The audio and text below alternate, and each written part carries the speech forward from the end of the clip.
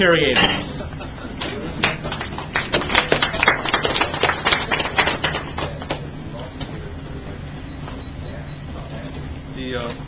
I'm going to read from Gardner's, one of his nonfiction works on becoming a novelist, which was published posthumously, I believe.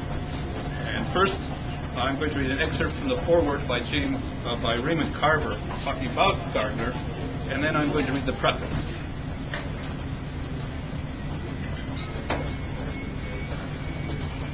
That fall at Chico State, I enrolled in classes that most freshman students have to take, but I enrolled as well for something called Creative Writing 101. This course was going to be taught by a new faculty member named John Gardner, who was already surrounded by a bit of mystery and romance. It was said that he taught previously at Oberlin College, but had left there for some reason that wasn't made clear. One student said Gardner had been fired.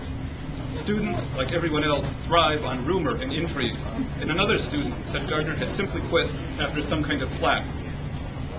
Someone else said his teaching load at Oberlin, 4 or 5 classes of freshman English each semester, had been too heavy, and that he couldn't find time to write. For it was said that Gardner was a real, that is to say, a practicing writer, someone who had written novels and short stories. In any case, he was going to teach CW 101 at Chico State, and I signed up. I was excited about taking a course from a real writer. I'd never laid eyes on a writer before, and I was in awe. But where were these novels and short stories, I wanted to know? Well, nothing had been published yet. It was said that he couldn't get his work published, and that he carried it around with him in boxes. After I became his student, I was to see those boxes of manuscripts. Gardner had become aware of my difficulty in finding a place to work. He knew I had a young family and cramped quarters at home. He offered me the key to his office. I see that gift now as a turning point. It was a gift not made casually, and I took it, I think, as a kind of mandate, for that's what it was. I spent part of every Saturday and Sunday in his office, which is where he kept the boxes of manuscripts. The boxes were stacked up on the floor beside the desk. Nickel Mountain, grease-penciled on one of the boxes, is the only title I recall. But it was in his office, within sight of his unpublished books, that I undertook my first serious attempts at writing. When I met Gardner, he was behind a table at registration in the women's gym. I signed the class roster and was given a course card. He didn't look anywhere near what I imagined a writer should look like.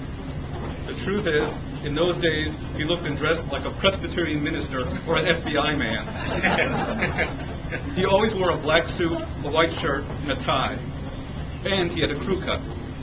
Most of the young men my age wore their hair in what was called a DA style, a duck's ass, the hair combed back along the sides of the head onto the nape and plastered down with hair oil or cream. I'm saying that Gardner looked very square. And to complete the picture, he drove a black 4-door Chevrolet with Blackwell tires, a car so lacking in any of the amenities, it didn't even have a car radio. After I'd got to know him, had been given the key, and was regularly using his office as a place to work, I'd be at his desk in front of the window on a Sunday morning, pounding away on his typewriter. But I'd be watching for his car to pull up and park on the street, out in front, as it always did, every Sunday. Then Gardner and his first wife, Joan, would get out and, all dressed up in their dark, severe-looking clothes, walk down the sidewalk to the church where they would go inside and attend services. An hour and a half later, I'd be watching for them as they came out, walked back down the sidewalk to their black car, got inside, and drove away. Gardner had a crew cut, dressed like a minister or an FBI man, and went to church on Sundays. But he was unconventional in other ways. He started breaking the rules on the first day of class. He was a chain smoker, and he smoked continuously in the classroom, using a metal wastebasket for an ashtray. In those days, nobody smoked in a classroom. When another faculty member who used the same room reported on him, Gardner merely remarked to us on the man's pettiness and narrow-mindedness, opened windows, and went on smoking.